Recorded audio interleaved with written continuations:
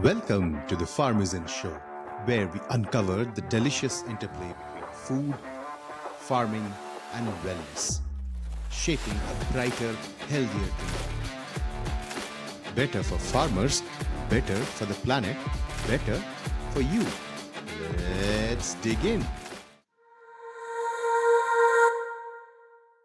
Hi, everybody. Welcome to the Farmizen Show, where we explore the interaction between food, farming, and health. And we have with us here today Samara Mahindra, who's the founder of Carer for Cancer, which is one of India's foremost integrative oncology platforms, right?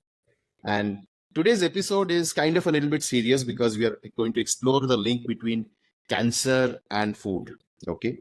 And so, welcome, Samara. Good to have you here. I know it's a serious topic, but yeah, let's get started. No, thank you so much, Shamik. And don't say it's serious. It's not serious at all. That's the myth that we have to bust. So unfortunately has become a part of our households. Either we have it or we know someone who does. The way of kind of combating this is to really understand the disease and understand that it's really not the end of the road. But as you educate yourself, learn the tools and things that you need to know to really learn about cancer and then prevent or cure yourself from it. So not scary at all. But thank you so much for having me here. So, it's been quite a bit for you now, right? You have been at this for quite some time. You have been in this domain. I know that there was an unfortunate thing that happened in your life, which kind of got you introduced into this whole thing with cancer, right? So, but what has changed about your understanding of cancer over these years? Shamik, so much, right? I think even just all of us, though we've kind of experienced cancer and the involvements in what's happening with cancer as a huge kind of change over the years. You rightly said it was a personal experience. I lost my mother to the disease. This was in 2004 where she was diagnosed. And at that time, we didn't even know what cancer was. It was like a death sentence. Today, cancer is a lifestyle disease, very manageable, very controllable, preventable, and curable at certain stages as well. How we look at cancer, how we treat it, and how we respond from it has changed dramatically over the years. And I feel that one side is the obviously the medical advancements, but the other side is also just educating ourselves about cancer and how we can approach the disease. So it's been kind of both perspectives that have really evolved over time that has actually brought us where we are today. But have the numbers like changed? Is there, for example, more incidence of cancer, or is there more detection of cancer in India? Let's talk specifically about India first, I think. Yeah. So, of course, the numbers have changed, and a lot of it is inevitable because now we see a much higher aging population. And as one gets older, they are kind of almost going to be susceptible to some type of disease, cancer being one of them. So, we see more cases because of a higher aging population. I Second mean, is there overall, are our life expectancy has also increased across the exactly world, right? So there is a lot of exactly good news in general, which we don't talk about, which is that people are living longer in India and across the world. So what you're saying is that because people are living longer, the chances of hitting something like cancer is probably the number of people who are hitting that is higher, right?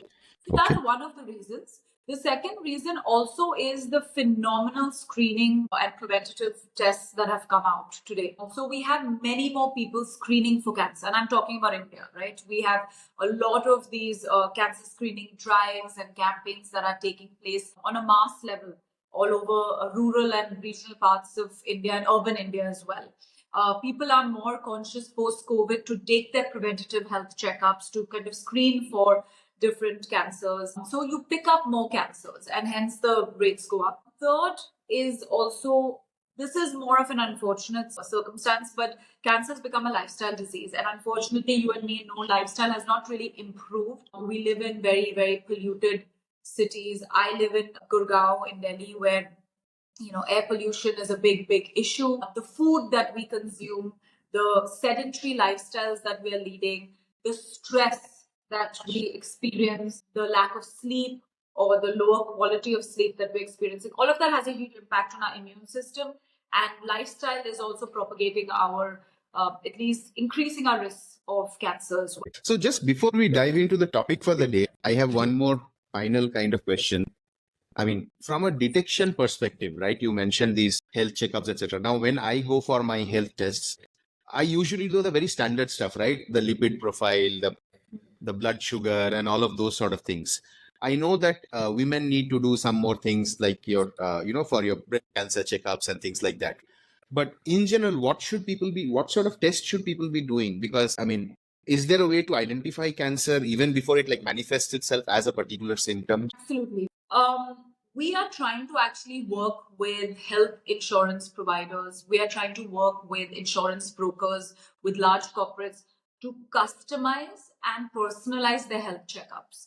They are doing an array of health checkups which really is not relevant to a 22-year-old or a 25-year-old.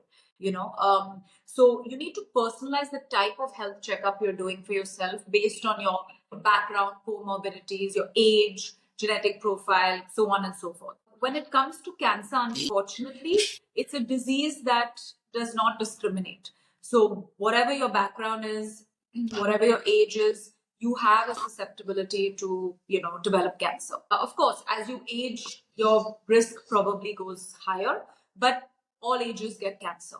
So what we are really advocating with people, with the healthcare fraternity, is that in your health checkups, you have to have cancer screening, because that is a disease that's not going to discriminate. So I would recommend, instead of kind of giving my view of what health checkup to do, because like I said, it's personalized and it's based on your background, talk to your GP, talk to your family physician, talk to your doctors, ask them what would be the right kind of health checkup for me to do based on my background, my age. But cancer screening has to be a part of that. Now, there are wonderful tests out there. There is a test developed by Datar Cancer Genetics. It is called EasyCheck 360. I do it every year.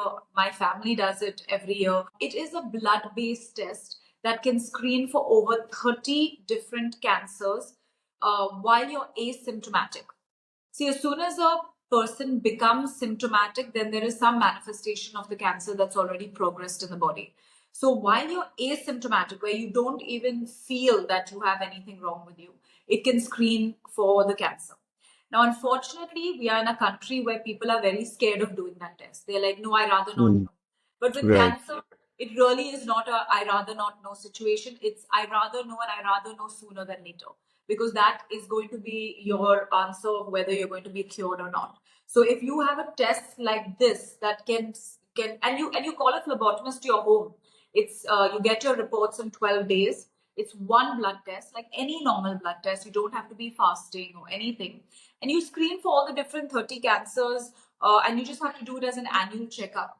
The simplest form of screening for cancer when you're asymptomatic. Got it. And you would suggest that this should be done even when you are like 20, 25 or so, right? Just to be on Sure. the So safe side. yeah, so we recommend 30 and above. But say you do have a strong family history of cancer. Say there's some genetic predisposition, then definitely earlier, and we can do the test. Got it. And typically, how much do these tests cost? So the test, basically, Datar has multiple variations of the test. The most comprehensive one, which screens for 30 cancers, is about 14,000, 14,500, and you do that once a year. But then you also have the tests that screen for maybe 6 types of cancers, or just a women's test. They have a beautiful women's test that screens for cervical, breast, endometrial, and ovarian cancer with one blood test, and that's much lower Got in it. And this is as simple as basically just like these other blood tests that people come and collect your sample at home. And interesting. I had no idea. Thank you for letting me know. I mean, I'm definitely gonna start getting this done for myself and family. This is very good. Cool. Awesome. Okay. So now let's talk about food, right? My favorite topic. And let's talk about I mean, from a preventive perspective, right? Is there something, I mean, is there a correlation between food and cancer at all? Uh, Absolutely. So I would say there is a correlation between food and your lifestyle and your immune system. See, we can't generalize, right? It's very difficult for me to sit here, representing the medical fraternity as well to some degree, and say that food will cure cancer or food will prevent cancer. But certainly food is medicine. I have seen, I don't even want to call it miracles, because it's not even a miracle today, but I have seen patients improve considerably and their clinical parameters improve considerably by the food that they consume and where they consume it from. When it comes to prevention, of course, high fat diets, so basically diets high saturated. Now, high fat levels in the body is a direct correlation to certain cancers, like specifically breast cancer. So we're seeing a lot of breast cancers in India today. Also, obviously, excessive consumption of alcohol. We all know this. Smoking, if I can put it in that bracket. Refined sugar. You're just really suppressing your immune system. Quality of the fats that you consume is very important, and quality of the protein that you consume is very important. There are a lot of people who are vegetarian in India, which is fine, but then you still have to take an extra effort to ensure that you're getting high quality protein as well. So a balanced diet really works. A gut thriving diet, so one which really improves the gut microbe, because now we see that the microbiota of the gut has a huge impact how you respond to a certain disease, how you recover from it, and even prevent yourself from it. Your immune system, right, is kind of more or less correlated in your digestive system. So what you feed your body and how you assimilate those nutrients is very important. So your gut has to be really strong. I hear a lot of people where they've lived with chronic constipation or diarrhea for many years and they think this is a part of life. It is not. It is the worst thing that can happen to you, and you have to fix your gut, because you might think you're eating a very healthy diet, but if you're not absorbing the nutrients that is happening in your digestive system, then nothing is really happening for you. So it's really not rocket science, but you have to find that balance for yourself. You have to find what's working for you, what's not working for you. It's okay to sometimes indulge. Just ensure that there is some moderation and there is some balance as you continue. Right. And what about, like, nowadays all of our food delivery apps, etc., have become so popular. We are eating out a lot. We are ordering in a lot, right? Our rate of cooking stuff at home is reducing. Now, I mean, one of the concerns that I have is always that you have no idea the ingredients that they are putting into the food, right? It might taste good. Some of it I would get worried because oil is floating on it. But even if that's not, I have no idea of the ingredients that these cloud kitchens, etc., are putting in the food, right? So I think that's a concern, which is why at least I keep on telling all my friends, family, etc., that we should cook more. We should all pick up a cookbook and learn how to cook different things, right? So when it comes to ingredients, are there specific ingredients which we should be having from a preventive or from caring perspective?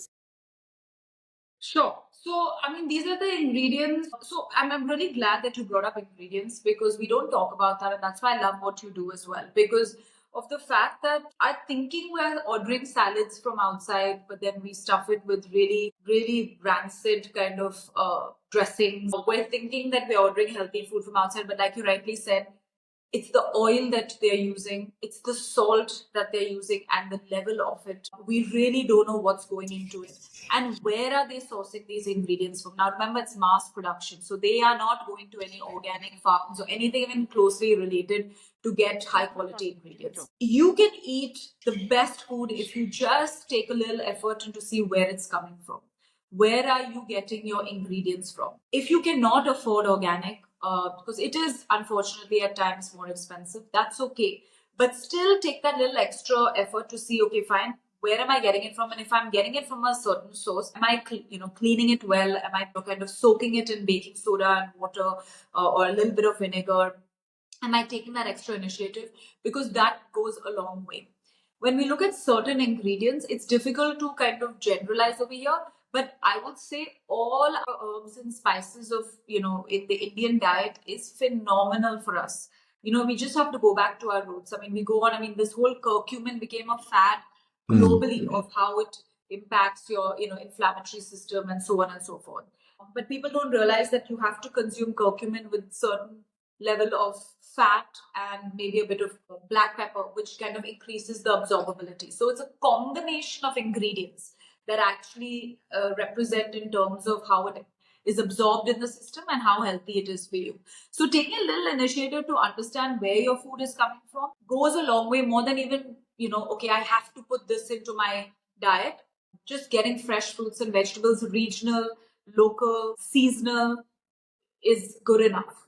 Got it. Also, I mean, this is a slightly tangential topic, but the last few months there has been a lot of discussion about protein, right? And you mentioned protein, and you mentioned it's important to get high quality protein, adequate protein, and high quality protein. Now, one of the challenges has been that people are talking about quantity of protein. So they are saying, for example, right? Okay, I want 1 gram per kg body weight or 1.25 based on if I'm gymming a lot and things like that. But the quality has not been a concern so far. Thankfully, in the last few months and maybe about a year or so, that's become mainstream, that conversation around the quality of even protein supplements, whey protein, etc. as well. But what's your take on protein? Is there a particular form in which it may be better from the cancer perspective, or is it does not matter? It could be from multiple different forms. Right. So that's a good question. Unfortunately, with cancer patients, the first and only thing they talk about is I need to be on a high protein diet, which is really not the truth. I mean, yes, you do need to have substantial amount of protein in your diet, but there are a lot of other things that have to come into play as well. Now, the best form of protein is an animal source. So we all know that because it's a complete protein. But where are those animals bred?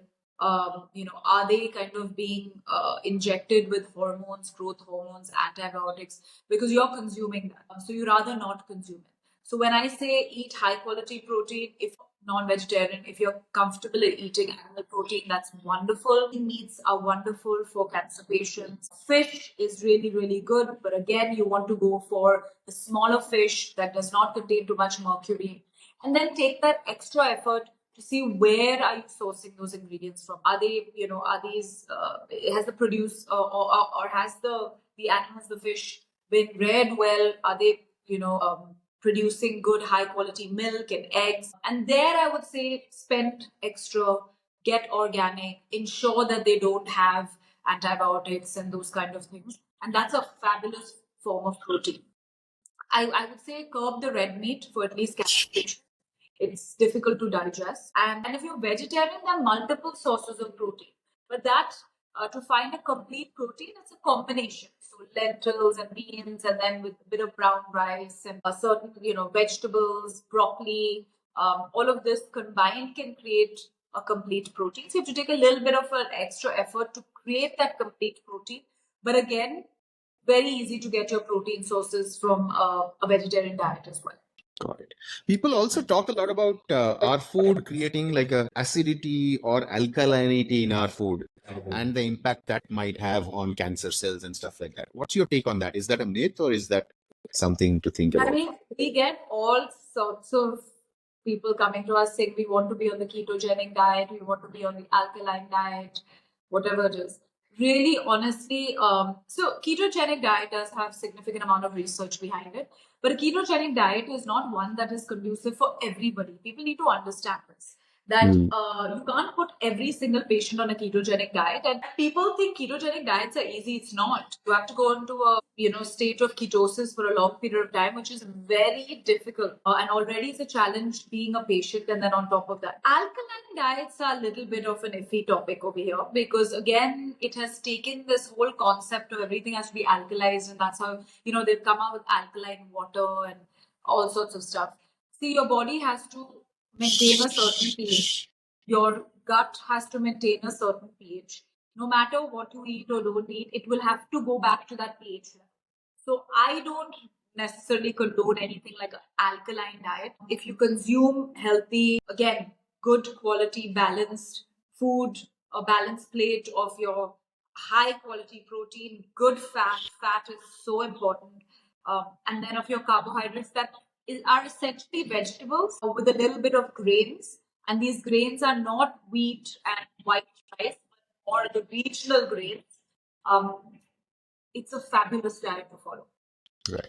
And I think the worst thing that we can do is have processed foods, right? All of these packaged, your chips and snacks and Yeah. that, I think there is no doubt about that. Those are bad for us, right? There are Yeah. obviously different based on which diets lenses you are looking at things, saying, okay, egg is good or egg is bad, etc. There are some differences between things, but everybody says that whole foods is good and packaged processed stuff is probably not good for you, right? I think there is agreement on.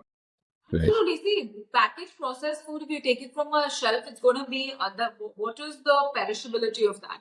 I mean, it's going to have all the bulky natures, the additives, the preservatives to keep it fresh for a longer period of time. All Right. of that stuff is not good for you. Start reading ingredients. I mean, this is like the basics of everything. Like, read what is something might look really healthy, but you go back to the longer the list of ingredients, I believe the worse it is. So cleaner it is, the less ingredients there are. Packaged meat, I mean, well, cured meats, processed meats now has been kind of deemed as carcinogenic. So your hot dogs, your salamis, your cured meats, your smoked meats, these are things you want to stay away from when it comes to at least cancer diets. And I think if you're eating stuff from outside, a lot of fried food is bad for you, right? Most fried food can be pretty bad, especially given the very doubtful nature of the oil which is getting used and reused. Exactly. And so on. It's the oil, right? The oil becomes rancid. They reuse the oil continuously, and that creates free radicals in your system. You're just basically creating a conducive environment in your body to increase your risk of cancer. So why do? Right. And what about, again, another slightly tangential topic, but what about all of these chemicals that we use, cleaning agents in our households, or all of the stuff, cosmetics that we use, right? So many of these cosmetics have a lot of very iffy substances in them, right? Again, we don't talk much about them. They are used as preservatives for those cosmetics. But how important are those? When it comes to cancer patients, we have to go a little bit extreme. So we basically propagate as natural cleaning agents as possible. And I'm really glad you brought that up because we don't realize how important this is. We're cleaning our floors, our furniture. We're smelling these chemicals as we clean, or as we sit on it, we absorb it into our bodies. So we go kind of extreme and say keep it natural. And actually, there are lovely companies out there that give you, the natural cleaning ingredients for the home. Laundry detergent, another thing. We go and we put so much laundry detergent. We think the better it smells, the more the fabric conditioners today full of chemicals. In fact, you can walk into a place and you can smell laundry from people in certain places, and that they've used that very high. They think it's high quality laundry detergent. But again, it's not on your skin; it's going to absorb into your body. So you don't want to do those kind of things. Then hair color, especially the toxic hair colors that absorb directly into the scalp. So we say no to any of that. The toothpaste that you're using, and then of course the creams, your body wash, the makeup. So with cancer patients, we say for some time let's keep the toxins at the lowest. For those who don't have cancer, there is a limit, right? Like, we can't make it, of course, if you can follow that, amazing. Like, for myself, in my home, everything is toxic free in terms of the cleaning agents, the hand washes, the laundry. Then personally for myself, I don't use any chemically kind of, or a lot of chemicals in the bath products and like shampoo, conditioner. Makeup, I'm not so, first of all, I don't really use makeup at all, but that once in a while I do. I try to go for the makeup that don't have those chemicals, but then I'm not so excessive with it. So if you're using makeup sporadically, I really don't think it's going to, be such a big deal. But if you're someone who's using makeup every day, it's part of your job, morning to night, you're coming under like lights, camera, the absorbability is higher, then take that initiative. At least your foundations, the creams that you're putting on your skin, ensure that's layered well, protected, and then you use the makeup accordingly. Got it. Cool. So now I think that's a good segue into also talking a little bit about like for folks who have cancer, right? Or somebody in the family has cancer. How should we be thinking about food? Because you mentioned, for example, that when it comes to skincare, etc., you become extra careful about the stuff that you can recommend, right? For somebody who has cancer already in terms of minimizing toxins. So when it comes to food and different types of recipes, one of the things that we hear about is that, okay, if somebody gets cancer, you need to only eat very bland food, very tasteless, simple food, right? This is something that we hear very often. What's your take on that? My take on that's the complete opposite of what we believe in, and that's why we decided to publish. I think it's the first comprehensive recipe book specifically for cancer patients in India. It's called Thriving Through Treatment. I actually have a copy right here. Okay. It is really, really. I'm not sure if you can see it, but it's Yes, we can really see a it. labor. It's a labor of love. We decided that it's kind of sinful to not share this with the world. Cancer patients do not have to follow a boring, bland, or extreme diet. You know, and we see this affecting them and their mental health to a really large degree, because already you're battling this disease, you're going through really serious treatment that has significant amount of side effects, and then you're like, oh my god, I have to be put on this strict regimen of a diet which really directly influences how you feel mentally. And we have seen patients who go into depression, who lose hope because of just the kind of food that they're consuming. So we had to change that, and we had to make people realize that, listen, food can be delicious, it can be nutritious, and it can be easy to make at home. A lot of the times, the caregivers are in distress because they're like, what do we feed the patient? She's or he's vomiting, they have diarrhea. And even in those conditions where there are extreme serious side effects, you can still create certain kinds of creative recipes that can be delicious for the patient. So that's when we decided that, listen, we need to put this all together in a book and we need to share it with the world. It's now out on Amazon. What's beautiful about it is that it eradicates all these myths that, it has to be boring or bland. In fact, the recipes we have in this book, I have people who have just bought it to use it on an everyday basis because it's so delicious, and it's just super healthy and nutritious. Can you give us some examples of the sort of things?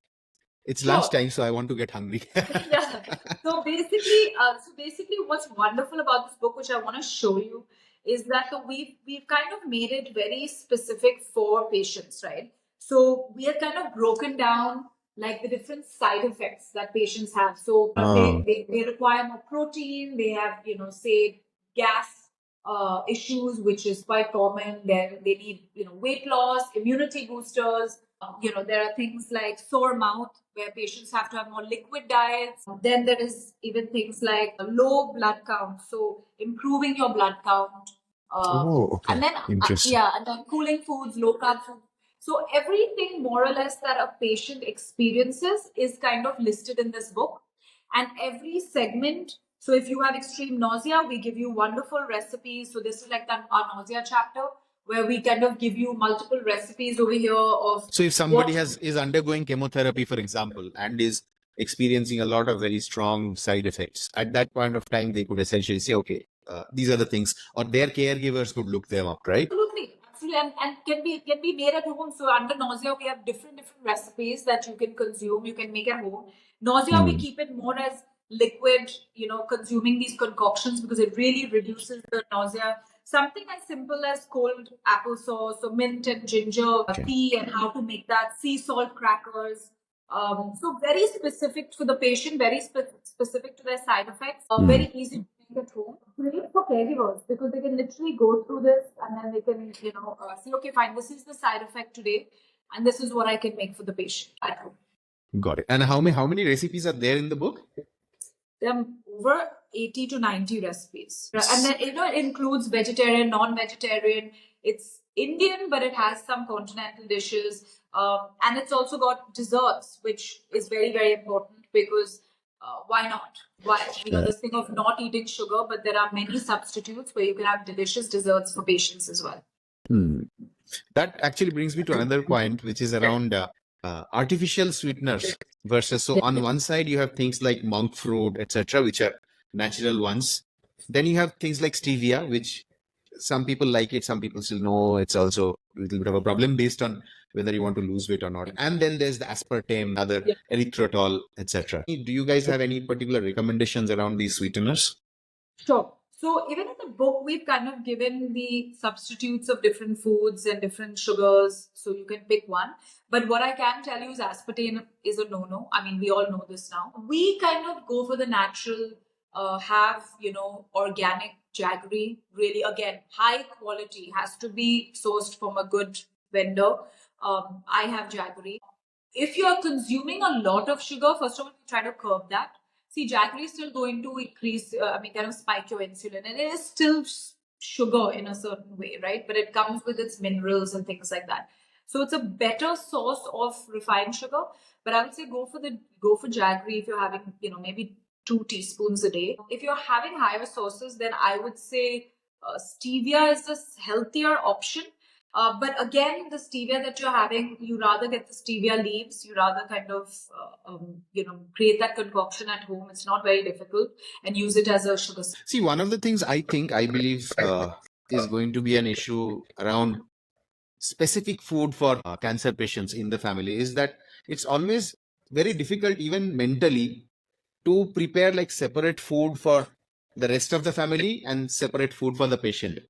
Like everybody feels bad about it, that, oh, we are having this. And so I think one good thing also about making really good food, the types that you were talking about, is that actually everybody could have that.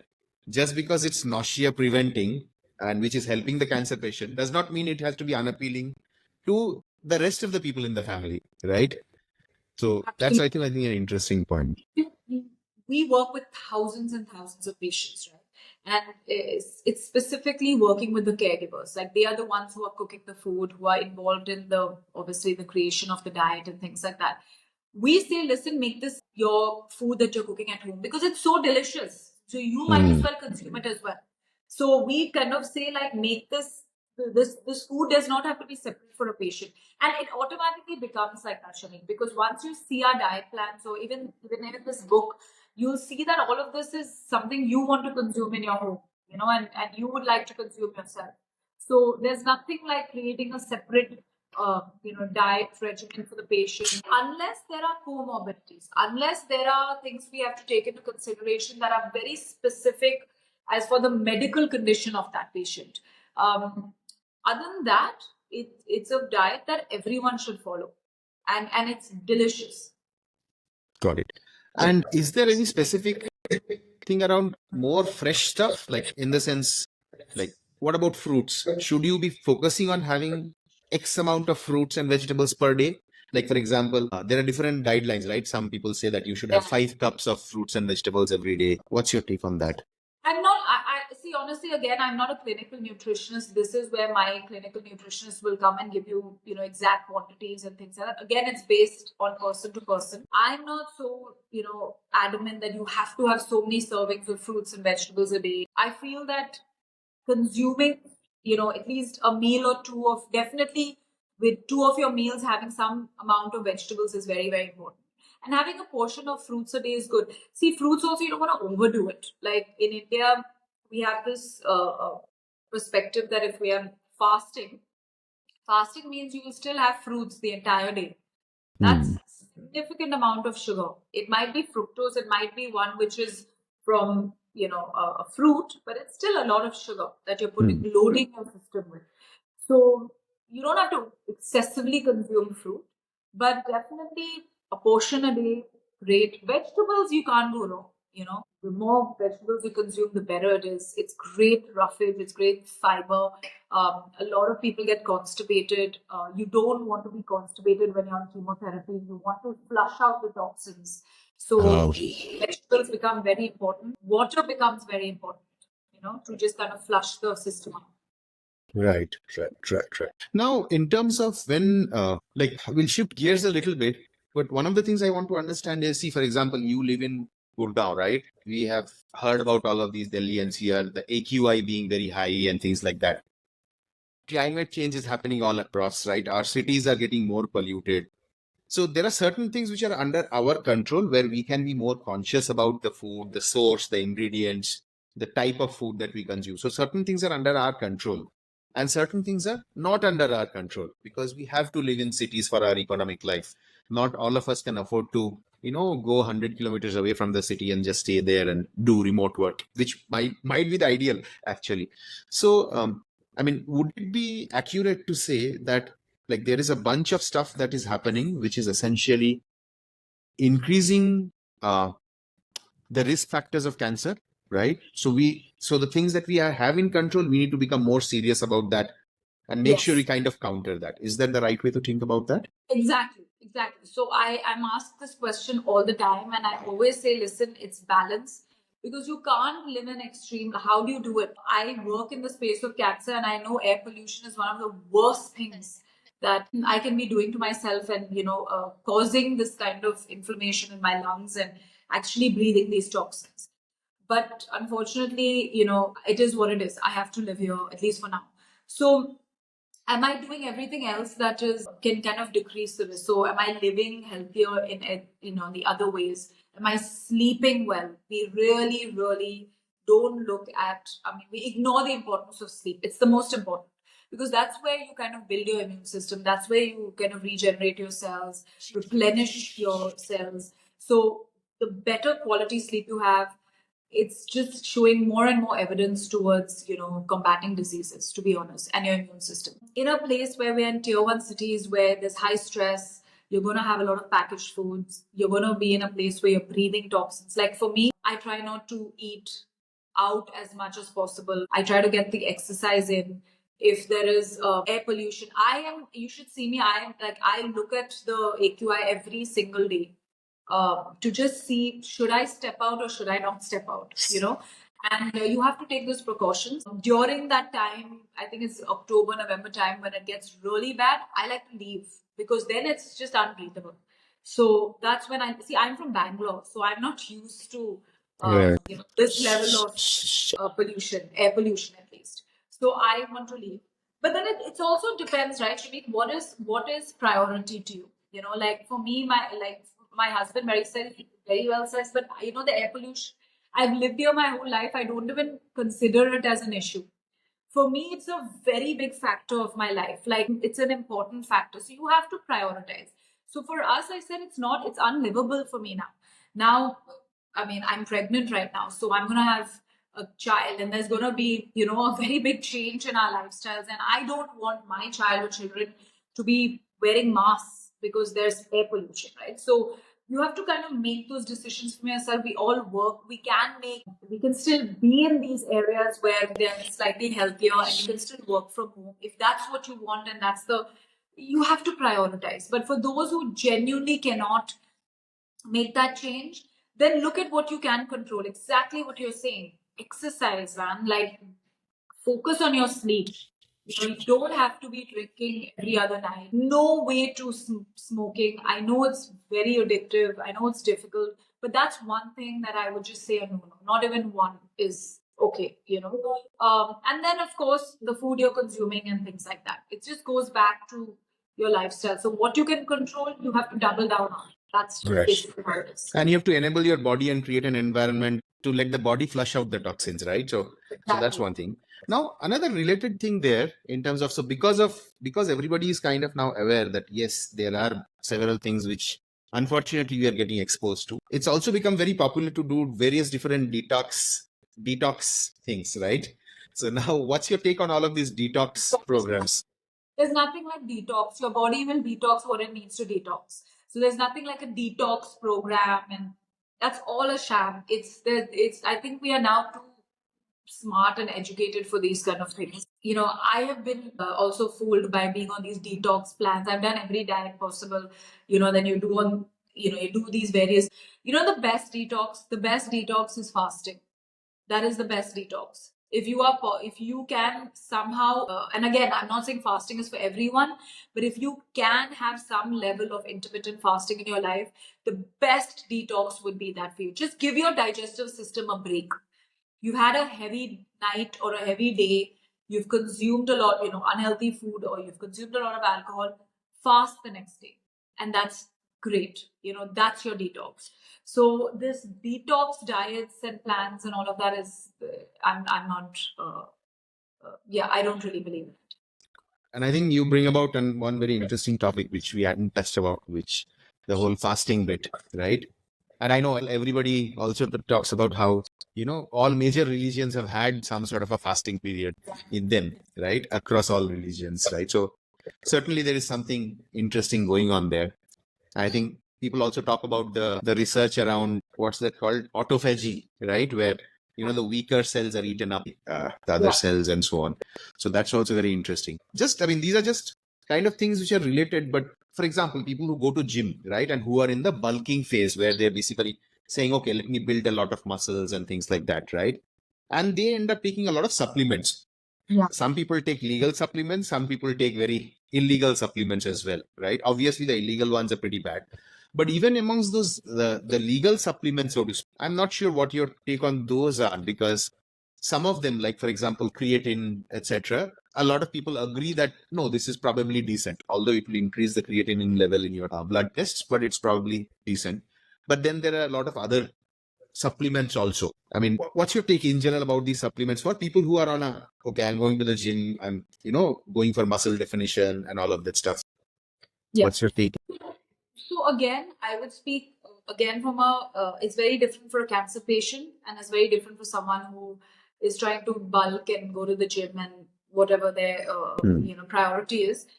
For patients, we don't really recommend supplements unless the patient is extremely deficient in a supplement.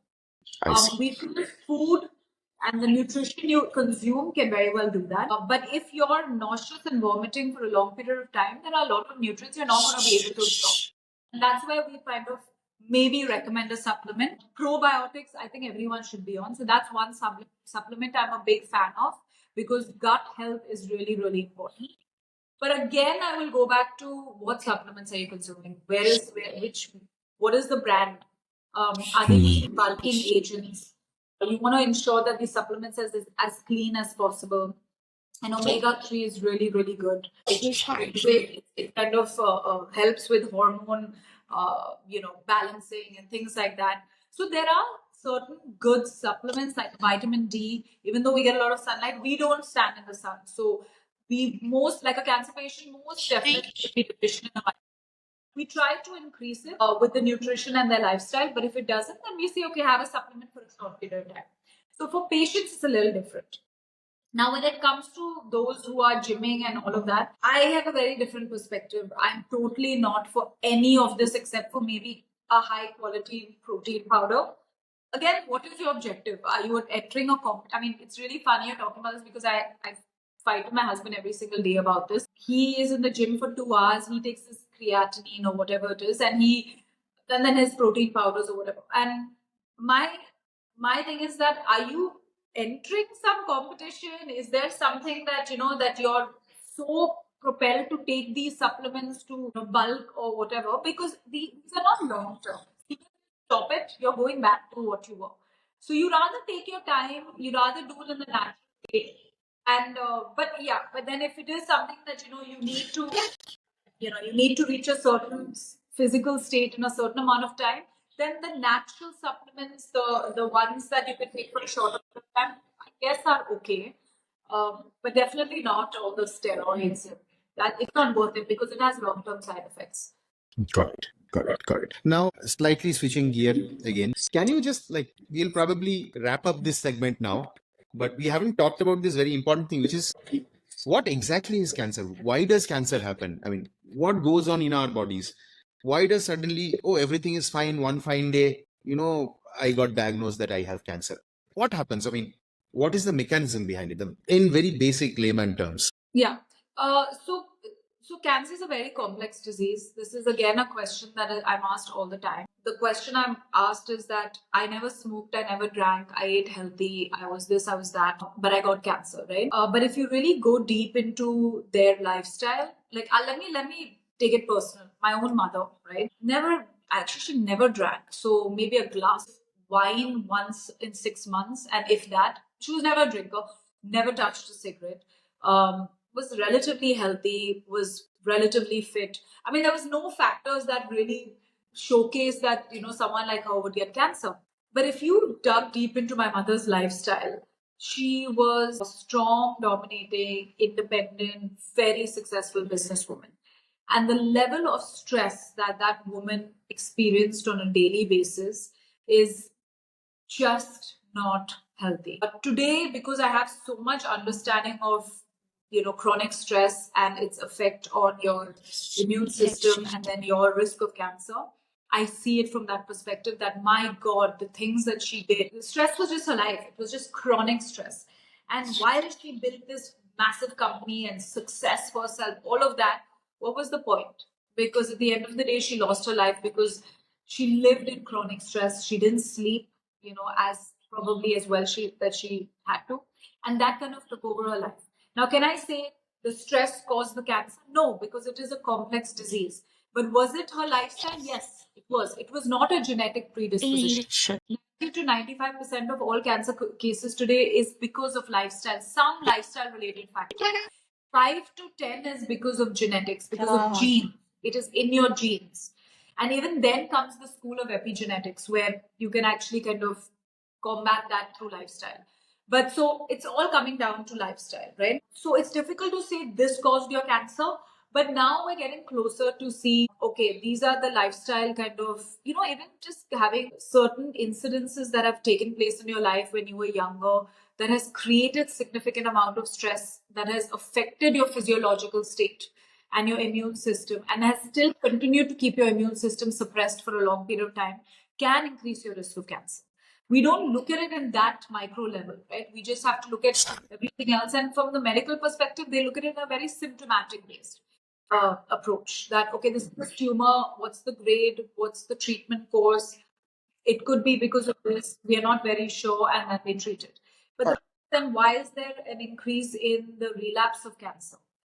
There is an increase in the deaths of cancer. Like India, was deemed as the cancer capital. It's not the cancer capital because it's got the highest number of cancer cases. It's the capital because it has significant low levels of survivability.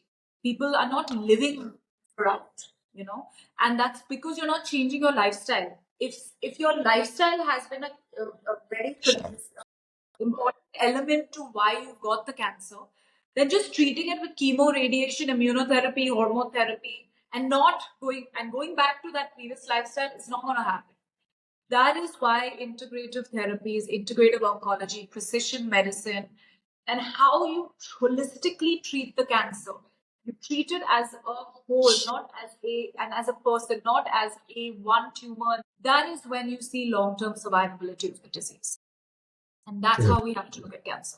So, obviously, Carer for Cancer has been a pioneer in this integrative approach. Are you seeing other people also kind of waking up to this approach in India? At least when you started, then it was just one of them who were shouting about this approach, and not too many people were talking about it. Is it now very widespread? Are a lot of doctors also talking about this approach? How's the state of the art? When we started, I can't tell you, Shamik, we had to sit and try to convince doctors to patients to everyone that, listen, it's not only your treatment, it's how you're going to, respond to the treatment with the lifestyle that you kind of modify at this time, and then also post-treatment. There was a huge paradigm shift after COVID. Huge. Prior to COVID, patients or caregivers used to call us up and say, in distress, will you cure our family member? We say, no, we're not going to, that's not something that's in our hands, but we can certainly improve the side effects. We can improve the immune system. We can improve the lifestyle, and we'll see where that takes us. Today, we get calls saying, you improve the quality of patient, right? And so the perception and perspective of people have changed tremendously. In the medical fraternity, there's been a massive shift. Before, where we used to really try to convince hospitals and doctors, today we have them approach us, refer patients to us every single day. We work with some of the largest pharmaceutical companies in the world, providing holistic programs to their patients. We work with some of the largest hospitals in the country. We work with about 800 to 1,000 oncologists who prescribe their or refer patients to us because they realize that their medical treatment can do this much. But all the non-clinical support the patient requires, the nutrition, the physical, the psychological support, the overall well-being of the patient is going to be taken care by experts who know this domain. And so and these non-clinical interventions could actually produce a very large amount of the clinical outcomes also, is basically what you're saying. That is why the medical fraternity has bought in. They're not buying in because I'm sitting there and smiling in front of their faces or for love of fresh air. They are doing it because they're like, I want to see the data, I want to see the science, I want to see what you have done for patients. And today we have so much data to showcase that. Here you go. We have clinical trials. We've published our first clinical trial in the Journal of Precision Oncology. We're doing another very large clinical trial right now with a very renowned oncologist from AIMS. We are going to do our third clinical trial, which is a randomized control trial. So we're taking it in a very serious approach. So when we go to we talk their language, we say there's scientific evidence that your clinical outcomes will improve by putting your patient on a holistic regimen. So that's it's science has spoken. So we have talked about food, we have talked about the environment, you've talked about stress and mental health and all of these angles. We obviously also talked about that you should do exercise, but is there a particular form of exercise which is more suitable from both cancer cure perspective and prevention perspective? I mean, should you do strength training? Should you do yoga? Should you do Pilates? Should you just do walking? Are these all equal or one of them is better than the others? Very personal to each person. Again, I'll go back to a cancer patient. Cancer patient, we go more for yoga therapy. Again, there's a lot of scientific evidence with therapeutic yoga and its impact on just management of side effects and holistic well-being of a patient. But there are certain types of exercises we kind of advocate for cancer patients. So again, we do a complete physical assessment. Does the patient have pain? What type of pain? Where is the pain coming from? Does the patient have fatigue, which is very, very common? I'm a cancer exercise specialist. I can tell you that one of the things that is a big misconception is that if you have fatigue, don't move. Rest as much as possible. While rest is important, movement will actually release endorphins that will increase energy in the body. So there has to be some level of circulation and movement. Do you have lymphedema? Something we don't talk about. Breast cancer patients, when you remove one breast or both breasts, they are at very high risk of lymphedema, which is swelling of the extremities, your arms. Or if you have kind of done a surgery that has removed lymph nodes from anywhere in your body, then you are at risk of lymphedema. And lymphedema can be a huge obstacle in lifestyle because if you don't manage it, you don't prevent it, it grows in stages, and once you reach stage 4, it's almost like elephantitis, right? It becomes really, really, you can't move your hand or you can't move your legs. So we do lymphatic drainage exercises for these patients. So it's really dependent on the physical. I mean, have they done a surgery? Then we do post-surgical rehabilitation. We do a lot of guided meditation, very, very important. Now, when it comes to prevention, and I would also say strength training, right? Because there's muscle atrophy, there's a lot of muscle wastage when it comes to cancer patients. So you need to still have some level of muscle density. So we do some type of strength training. But for prevention, strength training is even I'm not a big fan, but it really is phenomenal. It creates a significant amount of muscle mass in the body, muscle density in the body, bone density, increases bone density in the body. A little bit of high circuit training where you're kind of fluctuating your heart rate, is really good for cardio and for kind of strengthening your cardiac muscle. And that probably once or twice a week. Strength training is great, and then maybe just a walk. Like walking is amazing. It's great for your mental health. So a combination of everything. If it is where you have, there is certain something you have to really focus on. Like say you have very high fat percentages, then strength training and cardio is the way to go. And then of course diet. And get your BMI in control. Like get to that stage. That should be your first objective. And then, then kind of condition your body from there. But mobility training and all of that is got it. So, A, variety is probably good. B, obviously, it should be something which is very custom to that particular person's issues, problems, and things like that, right? Understood. Understood. Got it. Okay. Finally, we'll end on a controversial note. so, love. so, what's your take on a lot of these? So, there's somebody who comes and says, okay, you know what? You have cancer. You've tried out everything else. Now you need to just have, carrot juices, 5 liters of carrot juice per day, right? Or people coming up on, let's say, the soursop plant and things like that, right? Lakshman Phal, right? A bunch of these things. So we hear a lot. I mean, a lot of times I would go to a farm, I would visit some place and somebody would say, hey, you know what? This plant is full of antioxidants. It's great as an anti-cancer thing. So this anti-cancer, when it comes to various different herbs, etc., is being used left, right, and center. Now, there is probably, I don't know, there is probably some truth to some of those, and probably some of them are being leveraged more from a commercial perspective. It's a way to, but what is your take on those? Do you think about them? Do you say, okay, hey, carrots looks like a lot of antioxidants, perhaps having a lot of carrots is good? Or I mean, what's your take on? So again, it is a bit controversial because I have to speak from a very, I have to be a little diplomatic, and I'll tell you why. Because it's difficult to say that this works and this doesn't work for someone and generalize that statement. Now, I personally don't believe one ingredient or one type of food is going to cure your cancer. See, there out of millions of cases, there could be a few cases that happen, but that can't become the benchmark, right? Um, there are we don't talk about the other, multiple cases that had actually exacerbated the cancer. Initially, used to really believe in these alternative clinics, and I still do to some degree. Like there are these alternative health centers, clinics, people who advocate and propagate, juicing every day and the sour soap and those kind of things. As long as you're consuming something that is not going to be counteractive to the treatment you're on, I think it's okay. If it there's placebo, there's a lot of science behind placebo. There is sporadic, what do you call spontaneous remission. That's a scientific thing that happens where we cannot explain, but patients suddenly go into remission. They have a tumor and the next day they don't, and they just don't have, they cannot find the cancer anymore. What is that? That's spontaneous remission. Placebos. So if you are truly believing in it, maybe it will work for you, right? But if you're not on treatment, so as long as you're doing something that's not going to be counteractive treatment, people don't understand that the treatment you're on also is very important, the food you consume. Anyone becomes a dietitian in this country, Shanique. Like they lose 20 kilos and then they start prescribing diets to patients. And that's what's scary. There's no regulations. You have to be clinically trained. One patient who's on a certain drug or molecule of a certain type of chemotherapy molecule to another might be able to consume certain type of mushroom, but the other one cannot because it will have a counteractive effect on the drug. So you have to be nutritionally educated and clinically educated to make that differentiator, right?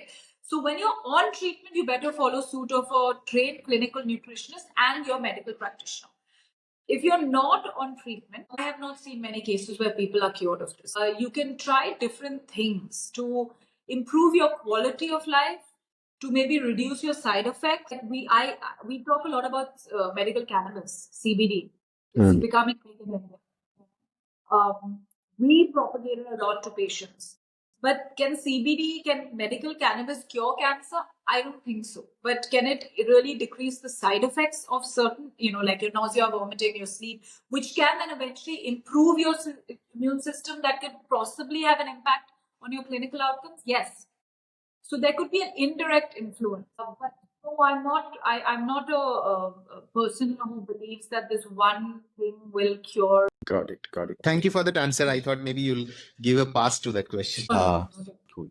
Awesome. I think we have covered a lot of ground here. Thank you so much, Samara.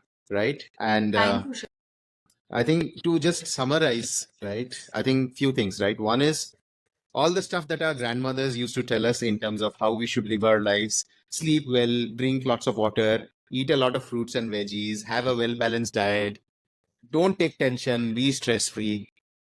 Those same things are actually really good for our both prevention or reducing risk of cancer as well as addressing cancer cure. That's number one. Number two is that cancer is a complex issue. It can happen to anybody. So we should not really think about it as something where, of course, we know that certain conditions are probably increasing the risk of that, like environment and things like that. So we should be aware of it, but we should not get too scared about it. We should address the problem head on, be open to having conversations about that without being too scared of it as well, right? That's number two. Number three is that many factors are not in our control. So the factors which are in our control, like nutrition, getting proper exercise, not smoking, right? All of these things, we should probably double down on them because screening is very important. And yes, I think screening was also number four. We talked about it initially. I had no idea about because I've always heard about this thing. But see, when it comes to cancer, no, you are always in that mode. It's never going to happen to me. Exactly. Everybody comes by default. Till it happens, you are always like, it's never going to happen, right? So thankfully, looks like cancer screening, etc., is becoming affordable, and it's possible to now do it once a year to almost 30 different types of cancer to screen for in a fairly easy, painless sort of a procedure. So that was also, I think, very interesting. And thank you so much, and wish you and carer for cancer a lot of good luck in taking forward your mission and journey. What was the name of the book again, which is on Yeah, Amazon? the name of the book is Thriving Through Treatment, Okay. Your Culinary Companion While Healing from Cancer. It's a Okay. beautiful book to even gift to cancer patients. If you know someone who's going through cancer, then they would love something like this if you are not going through it yourself. And I do want to say thank you so much. I love what you do. I wish you are, I wish to have you in Gurgaon soon. All parts of India. I think we will probably have you back in Bangalore sooner. I have a Okay, feeling you are that will going to be also back be in Bangalore soon. yeah. I'm heading to Goa, Shamil. I'm heading to Goa. That's the direction I'm heading to. So Got hopefully it. you'll be there as well. Right. But yeah, no, thank you so much. Thank you for having me. And I really appreciate that you give this topic a little bit of grace and importance because it really needs to be spoken about. And I do want to end on this note that if we want to see a cancer-free India or a cancer-controlled India, it's screening and early detection. And that's it. So fearing cancer is not going to do anything for you. Being proactive about it will actually save your life. And that's the Thank you so much. Take care, Samara. Bye bye. thank you. Bye. Thank you, everyone. Hope you enjoyed the Farmizen Show, where we uncovered the delicious interplay between food, farming, and wellness, shaping a brighter, healthier India. Better for farmers, better for the planet, better for you.